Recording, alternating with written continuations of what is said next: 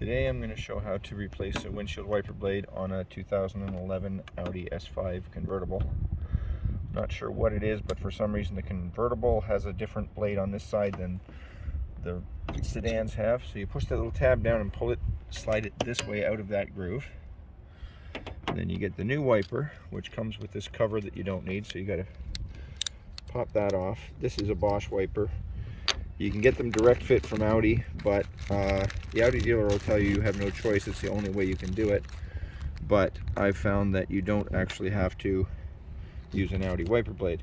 Now they come with different adapters because the new one won't go in.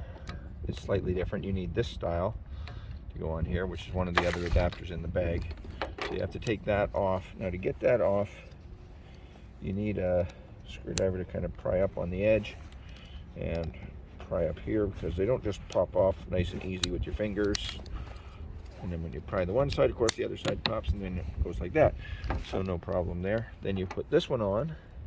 There's an arrow pointing that way. The arrow points this way, so you know it goes like that. And then you just slide it up in, and it clips back into place, and you're done.